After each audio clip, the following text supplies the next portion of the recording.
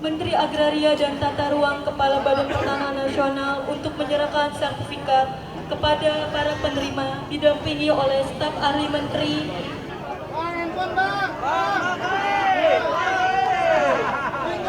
Satu, Haji M. Hashim.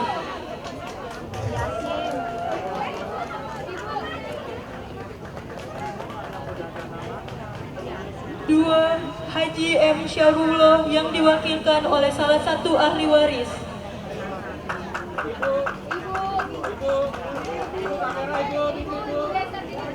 Tiga, Sudira.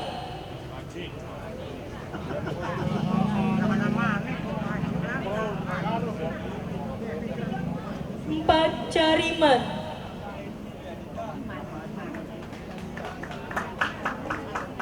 Lima, Sugio. Mohon berkenan untuk foto bersama terlebih dahulu.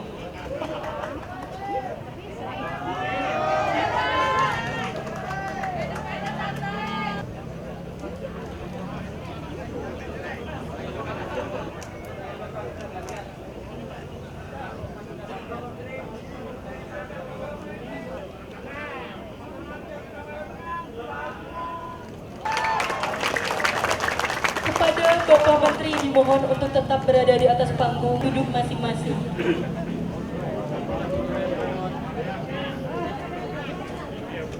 Menteri Agraria dan Tata Ruang Kepala Badan Pertanahan Nasional, Bapak Nusron Wahid, kami persilakan.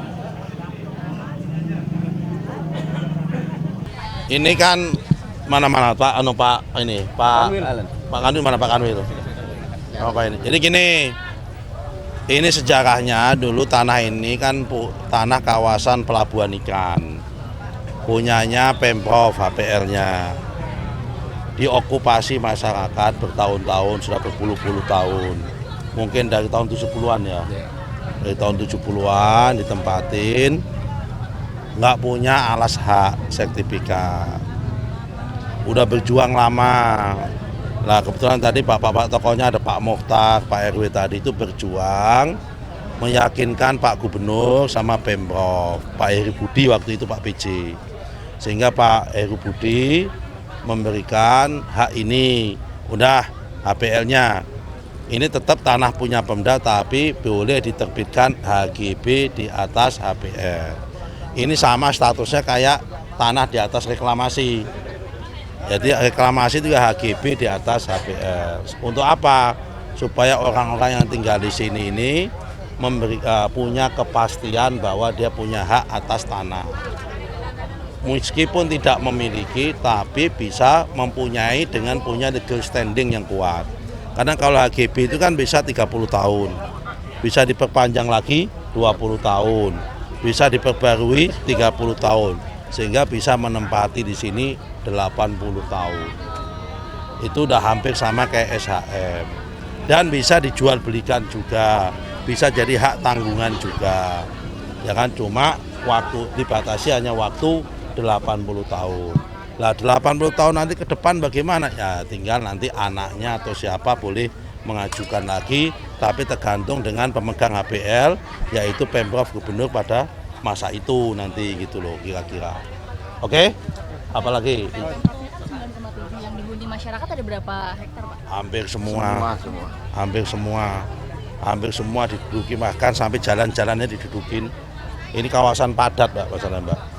Ya biasa ini, kalau biasanya di kawasan nelayan itu biasanya kawasan padat.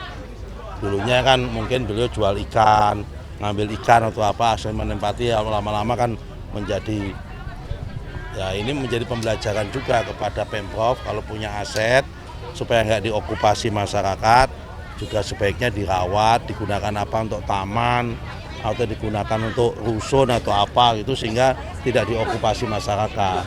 Ini masalahnya udah kadung, kalau digusur jadi masalah, ya kan? Dan juga belum tentu digusur dipakai untuk apa, nanti jadi masalah gitu loh. Sehingga dengan adanya ini, maka ini menurut saya solusi tripartit antara Pemprov, antara masyarakat dengan BPN. Jadi yang pertama ini Pemprov punya keinginan baik, kemudian menjawab keinginannya tuntutannya masyarakat kemudian dilegitimasi oleh BPN. Sehingga ini solusi tripartit untuk memberikan perlindungan terhadap warga negara. Oke? Pak, soal isu lain Pak, soal penggusuran di Makassar, walaupun warga punya SHM itu gimana Pak? Apakah Makassar mana? Di Makassar Pak, ada penggusuran rumah warga yang terbaru gitu, walaupun mereka punya SHM gitu Pak. Belum saya cek, ya nanti saya cek dulu case-nya kayak apa. Kalau yang di Tambun Pak, yang akses PIK ditutup ya Pak? Akses PIK ditutup, saya belum cek, tapi kalau menurut aturan itu akses masyarakat nggak boleh ditutup satu sama lain. Tapi ini sebetulnya ini urusannya Pak Marwara Sirait. Jawabannya kenapa? Karena Pak Marwara yang kawasan pemukiman kan ini. Kalau saya kan urusan masalah administrasi pertanahannya. Ya kan, kalau administrasi pertanahan itu antara satu bidang dengan bidang lain nggak boleh nutup gitu. Nah tapi ini urusannya Pak Marwara karena udah ada masing-masing punya sertifikat, ditutup jalannya, itu mengganggu proses pembangunan pemukiman dan kawasan. Sehingga itu nanti saudara-saudara saya harap tanya sama Pak Marwara Sirait. Oke. Ya, sertifikat ganda Pak yang di Bekasi. Malam Baris Krim rilis ada 93 SHM. Update Bekasi apa? Yang sertifikat ganda Pak yang digusur rumahnya Pak. Ada puluhan warga. Cikarang udah Kan 2 kali BPN Pak. Gini ya, tak jelasin ya. Sebetulnya udah dijawab sama Pak Horizon sama yang lain. Betul, dia sudah nyuratin tahun 2022. Tapi belum melakukan permohonan pengukuran. Karena syarat sebelum eksekusi pengadilan itu bukan sekedar pemberitahuan. Ya. Bukan sekedar pemberitahuan tapi permohonan pengukuran untuk memastikan objek yang akan dieksekusi itu sesuai apa tidak. Jadi kalau mengatakan sudah ada pemberitahuan, ya betul ada pemberitahuan. Tapi apakah pemberitahuan sifatnya itu permohonan pengukuran apa tidak? Ya kan, kita ini negara hukum. Aturannya adalah peraturan perundang-undangan.